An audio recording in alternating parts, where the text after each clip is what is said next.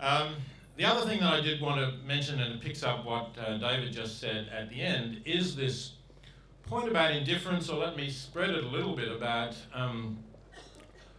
talking about things and not acting on them, on the things that we can do, where we can make a difference. And the most recent book that I've written, The Life You Can Save, is about global poverty, which is something that I believe we can make a difference in.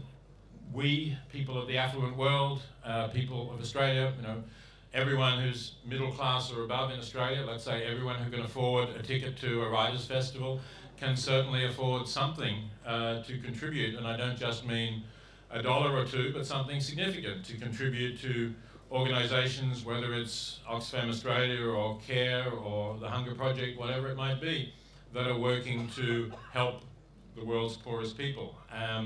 And if you think that you're a good person and you don't do that, I think that's something that deserves a grump. And since we've been talking about climate change, I'm going to pick up on that one as well, because I get grumpy about people who tell me how much they care about climate change while they chew on their steak. People ought to know, environmentalists ought to know, that the methane produced by cattle and sheep is a major source of climate change. In fact, if we're talking about Australia, then the methane emitted by Australia's livestock, the greenhouse gases generally emitted by Australia's livestock this year, will contribute more to the warming of the planet over the next 20-year period than all of the coal-fired power stations that we run in this country. So that's pretty impressive. A lot of people don't realise that because they underestimate the importance of methane, because they think about the contribution it's going to make over a century. That's the way a lot of the calculations are done. But we don't have a century to get climate change right. We have at most 20 years to reduce our impact on warming the planet.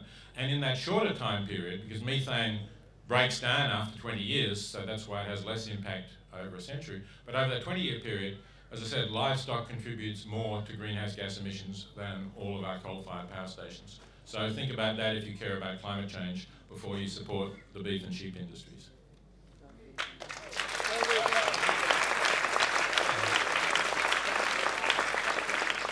Peter, I'll go straight back to you so that you get a chance to go first this time. Over the course of your career, how have the things that that you've been passionate about changed? What's been the trajectory? Okay, let me pick up the animal issue again, but of course the animal issue from the point of view of animal suffering, which is how I first became aware of and started to write about questions about the ethics of how we treat animals, because back in 1975 when I wrote Animal Liberation, I was not aware of the issue of climate change at all. There were a few people who were at that time, but it wasn't a popular issue. But I did become aware of the way we treat animals in factory farms in particular, in laboratories, in a whole range of other ways. And that's something where I think there's been a significant change over that 30-odd years. Not, of course, nearly as much change as I would have liked to see, but for one thing, there is an animal movement, and what do you call it, animal rights movement, an animal liberation, animal protection movement. There's a strong movement for animals worldwide now. It's made significant progress, more in some places than others, but say in Europe, the worst forms of factory farming that I was writing about, the confinement of hens to egg-laying hens in cages where they can't stretch their wings, that's being phased out.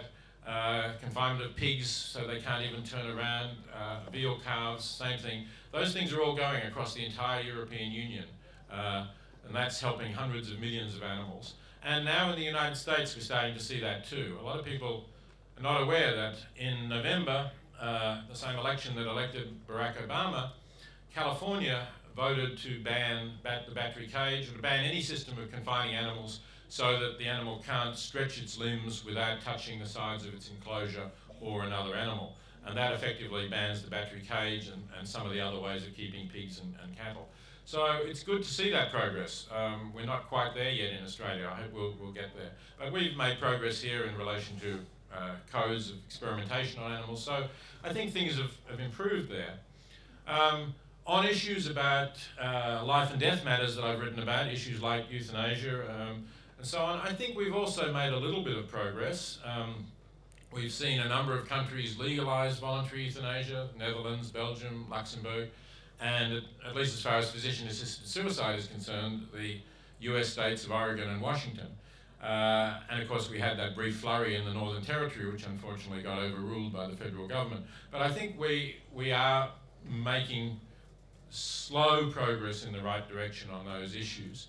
On the question of global poverty, finally, there's certainly a lot more awareness. I started writing about this. I published an article in 1972 called Famine, Affluence and Morality, one of the first pieces I published in a philosophy journal.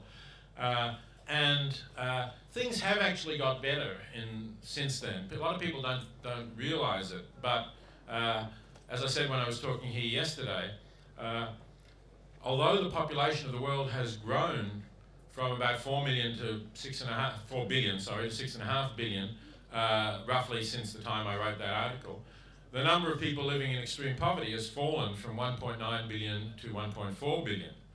So as a percentage of the world's population, it's fallen dramatically. It's fallen from nearly half to only about a fifth or so. So that's progress, but again, we could be doing a lot better.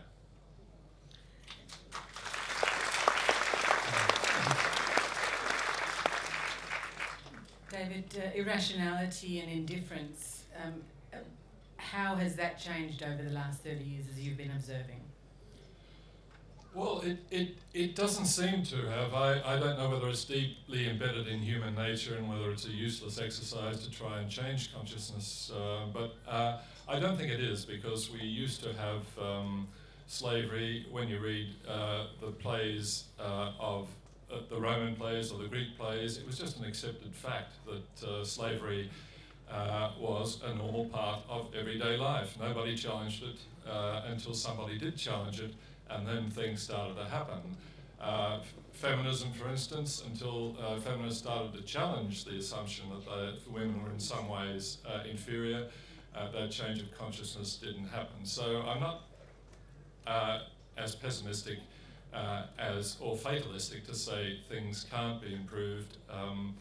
Attitudes can change, although the process sometimes seems to move at a glacial pace.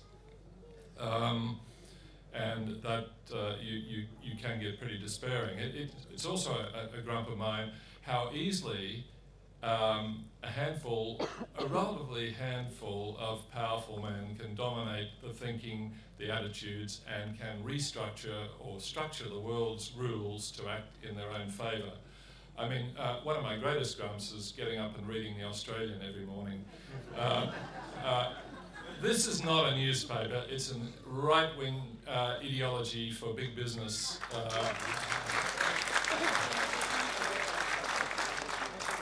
And this man controls 70% of our press.